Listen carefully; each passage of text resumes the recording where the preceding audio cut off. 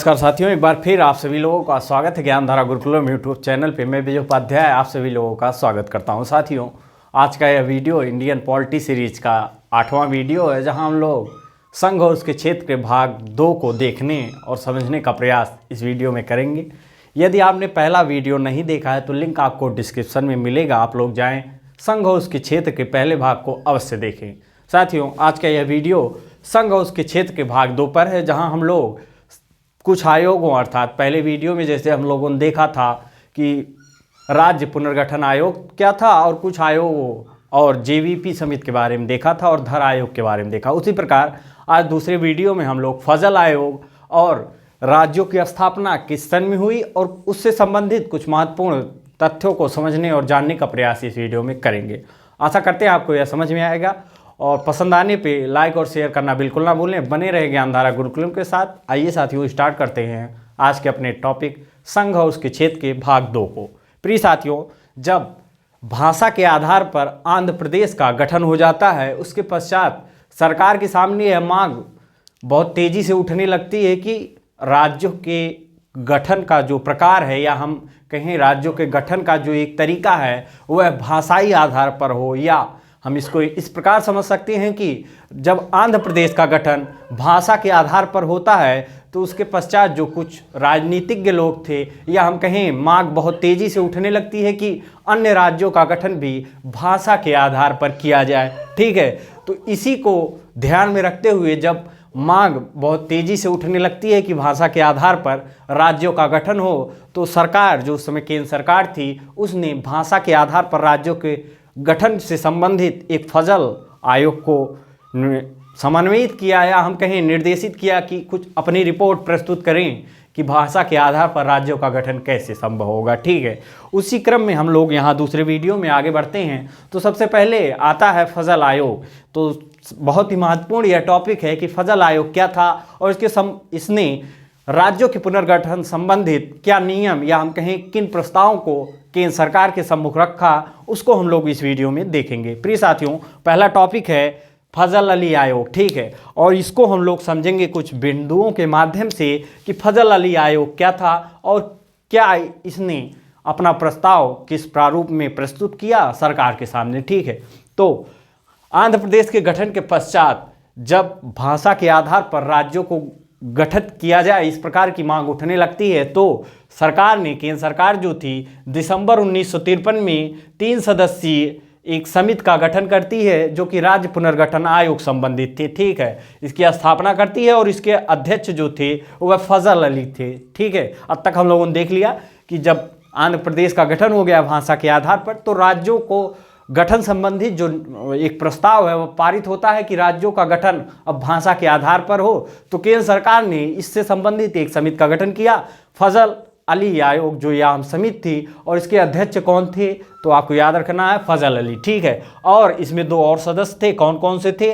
KM Padikkar एक लोगों का नाम था और एक लोगों का था HN कुंजरू। ठीक है, 2 लोग थे, एक अध्यक्ष थे फजल अली और 2 सदस्य थे KM पडिक्कर और HN कुंजरू। ठीक है, तो इस प्रकार यह थी फजल अली आयोग। ठीक है, और यहाँ जब इसने 1953 में, दिसंबर 1953, आप लोग डेट याद रखें, दिसंबर 1953 में यह 3 सदस्यीय आयोग, राज्य पुनर्गठन संबंधित आयोग की स्थापना होती है और इसमें 2 और सदस्य थे, KM पडिक्कर और HN कुंजरू। ठीक है, अब आते हैं हम लोग 1955 में इसने अपना रिपोर्ट प्रस्तुत किया, या अपनी जो समीक्षा रिपोर्ट थी उसको प्रस्तुत किया सरकार के सामने। तो उस रिपोर्ट से क्या कुछ नियम निकले, या हम कहें कुछ बिंदुओं पर विचार करने के लिए इसने रखा सरकार के सामने, तो वह बिंदु कौन से थे हम लोग देखते हैं। तो राज्यों का पुनर्गठन भाषा को ध्यान में रख के किया जाए, या भाषा को मुख्य रूप में रखा जाए कि राज्यों का गठन जो है वो भाषा के आधार पर किया जाए। ठीक है, और एक राज्य एक भाषा का सिद्धांत इसने पूर्णतः अस्वीकार कर दिया। कौन? फजल अली आयोग ने एक भाषा और एक राज्य का जो एक प्रस्ताव था इसको पूर्णतः निरस्त कर दिया कि इस प्रकार यदि भाषा के आधार पर राज्यों का, या हम कहें एक राज्य और एक भाषा, यदि इस प्रकार राज्य का पुनर्गठन होता है तो उस बाद में, या हम कहें एक राष्ट्रीय एकता और अखंडता का जो मुद्दा था उस पर लगाम, या हम कहें उस पर चोट पहुंचेगी। किससे? इससे, यदि एक राज्य और एक भाषा का गठन किया गया, ठीक है। तो इसने इसको निरस्त कर दिया और राज्यों के पुनर्गठन में भाषा को मुख्य या हम कहें आयाम के रूप में इसने सम्मिलित किया, ठीक है। यह थे इसके दो बिंदु और इसने 4 बड़े कारक प्रस्तुत किए सरकार के सामने कि राज्यों का पुनर्गठन कैसे संभव है, उसके कुछ नियम बताएं, ठीक है। वह राज्यों का पुनर्गठन करते समय किन बातों का, 4 मुख्य बातों पर इसने गौर दिया। क्या? फजल अली आयोग, ठीक है। वह कौन कौन सी बातें हैं उसको हम लोग देखते हैं। तो पहली है भाषाई एवं सांस्कृतिक एक रूपता स्थापित की जाए राज्यों के पुनर्गठन करते समय, ठीक है। और साथ ही साथ वित्तीय, आर्थिक एवं प्रशासनिक मामलों पर बहुत ही गंभीरता से नजर रखी जाए, ठीक है। कौन कहता है? फजल अली आयोग रिपोर्ट के 4 कारक रहे। वह कौन कौन से कारक थे? चारों कारकों को हम लोग देखेंगे। तो तीसरा कारक था देश की एकता एवं सुरक्षा की अनुरक्षण एवं संरक्षण प्रदान किया जाए राज्यों का पुनर्गठन करते समय, ठीक है। और कल्याणकारी योजनाओं पर राज्यों की स्थापना या राज्यों का पुनर्गठन संबंधित जो भी कदम उठाए जाएं उसमें कल्याणकारी योजनाओं पर विस्तृत रूप से ध्यान दिया जाए। तो यह फजल अली आयोग ने प्रस्ताव रखा और कौन कौन से 4 बड़े कारक थे उसको हम लोगों ने देखा। अब आते हैं हम लोगों ने देख लिया फजल अली आयोग क्या थी और इसमें कितने सदस्य थे, 3 सदस्य थे और इसने रिपोर्ट 1955 में प्रस्तुत की और साथ ही साथ इसने 4 बड़े कारकों का उल्लेख किया। वह कौन कौन से थे हम लोगों ने देखा। अब आते हैं साथियों, हम लोग 1956 के पश्चात नए राज्यों का गठन होता है और वह कौन कौन से थे और कैसे उनका गठन होता है, हम कहें पुनर्गठन कैसे होता है, इसको हम लोग अब अगले बिंदु में समझने का प्रयास करेंगे, ठीक है। तो सबसे पहले 1956 के पश्चात महाराष्ट्र और गुजरात का नाम आता है। चूंकि 1960 में बंबई जो एक प्रांत था, भारत का बंबई प्रांत, इसको 2 भागों में विभक्त कर दिया जाता है। एक गुजराती भाषी लोगों का गुजरात प्रदेश और एक मराठी भाषी लोगों का महाराष्ट्र प्रदेश। आपको याद रखना है कब 1960 में जो एक बंबई प्रांत भारत का था, इसको भाषा के आधार पर 2 भागों में विभाजित कर दिया जाता है। एक गुजरात भाषी लोगों के लिए गुजरात राज्य और साथ ही साथ मराठी भाषी लोगों के लिए महाराष्ट्र राज्य, ठीक है। आपको याद रखना है कब 1960 में बंबई को विभाजित कर दिया गया महाराष्ट्र और गुजरात राज्यों में, ठीक है, भाषा के आधार पर। और 15वां राज्य बनता है भारतीय संघ का गुजरात, ठीक है। अब तक हम लोगों ने देख लिया 1956 के पश्चात महाराष्ट्र और गुजरात 2 राज्य बने बंबई प्रांत को विभाजित करके भाषा के आधार पर, ठीक है। अब आते हम लोग गोवा दमन दीव पर नजर दौड़ाएं हम लोग। तो 1961 में पुलिस बल द्वारा, हम कहें सैनिक बल के द्वारा इनका पुनर्गठन किया जाता है। किसका? गोवा दमन एवं दीव का, ठीक है। और कैसे? 12वें संविधान संशोधन 1962 द्वारा यह संशोधन किया जाता है कि भारतीय संघ में इनको सम्मिलित किया जाता है, गोवा दमन एवं दीव को, ठीक है। और साथ ही साथ 1987 में आपको डेट याद रखना है, गोवा भारतीय संघ का पूर्ण राज्य बनता है 1987 में, ठीक है। अब तक हम लोगों ने देख लिया महाराष्ट्र एवं गुजरात की स्थापना राज्य पुनर्गठन आयोग द्वारा कैसे भाषा के आधार पर हुई।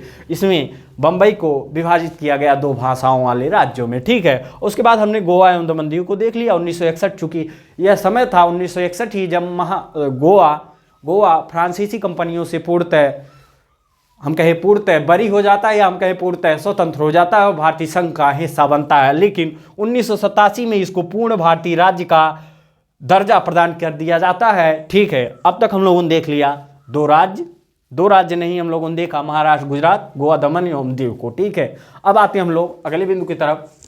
तो यह आप लोग भारत का नक्शा देख ही रहे हैं। तो टोटल इस समय 28 स्टेट और 8 केंद्र शासित प्रदेश हैं, ठीक है। और साथ ही साथ हम अगले बिंदु में देखने का प्रयास करेंगे नामों में परिवर्तन, अर्थात भारतीय संघ के जो राज्य रहे हैं या हम कहें राज्यों का जो एक नाम परिवर्तन का क्रम चलता है वह कैसे होता है और किन किन राज्यों का नाम परिवर्तन हुआ। यह चूंकि प्रतियोगी परीक्षाओं की दृष्टि से बहुत ही इंपॉर्टेंट बिंदु, कभी कभी एग्जामों में यह पूछा जाता है कि इसका प्राचीन नाम क्या था या पहले का नाम क्या था, और इसका वर्तमान नाम तो आपको पता ही रहता है कि क्या था, लेकिन प्राचीन नामों में थोड़ा संशय जरूर उत्पन्न होता है, उसका समाधान हम लोग यहाँ जरूर करेंगे। तो सर्वप्रथम भारतीय संघ का एक राज्य जिसे संयुक्त प्रांत के नाम से जाना जाता था 1950 में नाम आता है। संयुक्त प्रांत का नाम बदल के क्या कर दिया जाता है, तो आपको याद रखना है जहां के हम और आप निवासी हैं अपना उत्तर प्रदेश, इसका नाम बदल दिया जाता है। पहले इसको संयुक्त प्रांत के रूप में जाना जाता था साथियों,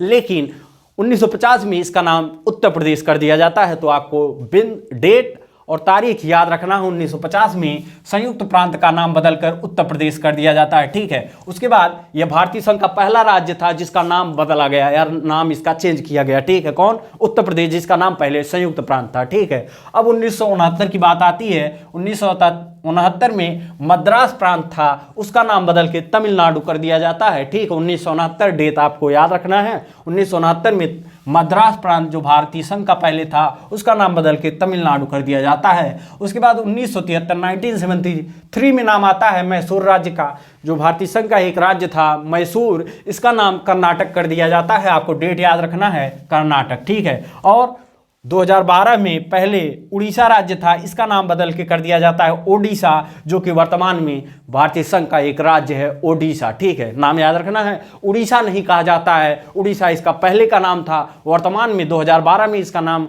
ओडिशा कर दिया जाता है, आपको याद रखना है। उसके बाद 2006 में उत्तरांचल जो भारत का उत्तर प्रदेश से विभाजित करके एक राज्य बनाया गया था, कौन सा? उत्तरांचल, इसका नाम 2006 में उत्तराखंड कर दिया जाता है। और 2006 में ही भारतीय संघ के एक और राज्य जिसका पहले नाम पांडिचेरी था उसका नाम पुडुचेरी कर दिया जाता है, ठीक है। आप तक हम लोगों ने देख लिया कुछ महत्वपूर्ण राज्यों का नाम परिवर्तन हुआ, कैसे हुआ उसको हम लोगों ने देखा। अब एक महत्वपूर्ण भारतीय संघ की राजधानी क्या है, या हम कहें दिल्ली ही उसका पूर्ण नाम है, या भारतीय संघ राज्य क्षेत्र की राजधानी दिल्ली जिसका नाम है वह कैसे होता है? तो 69वें संविधान संशोधन द्वारा, जो कि 1991 में हुआ था, इसके द्वारा जो दिल्ली एक केंद्र शासित प्रदेश था, इसका नाम भारतीय संघ राज्य क्षेत्र की राजधानी कर दिया जाता है, भारतीय संघ राज्य क्षेत्र की राजधानी दिल्ली, ठीक है। तो हम लोगों ने देख लिया, जो कि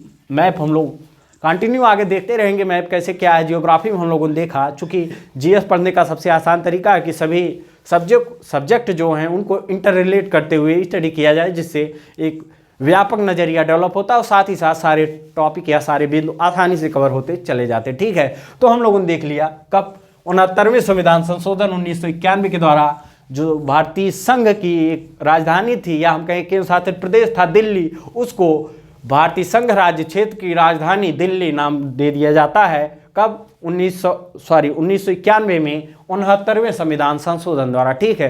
तो प्रिय साथियों, हम लोगों ने पहले देखा फजल अली आयोग क्या थी और इन्होंने क्या एक प्रस्ताव रखा भारतीय संघ के सामने या भारतीय सरकार के सामने, ठीक है। और 4 बड़े कारक रहे, उनको हम लोगों ने देखा। 1956 के कुछ महत्वपूर्ण राज्यों का कैसे नए राज्यों का पुनर्गठन होता है या निर्माण होता है, उसको हम लोगों ने देखा। और साथ ही साथ कुछ राज्यों के नाम परिवर्तन को हम लोगों ने देखा, जो कि प्रतियोगी परीक्षाओं की दृष्टि से अत्यंत ही महत्वपूर्ण है। प्रिय साथियों, आशा करते हैं आपको यह समझ में आया होगा। पसंद आने पर लाइक और शेयर करना बिल्कुल ना भूलें। जय हिंद, वंदे मातरम। मिलते हैं अगले वीडियो में। Thank you for watching.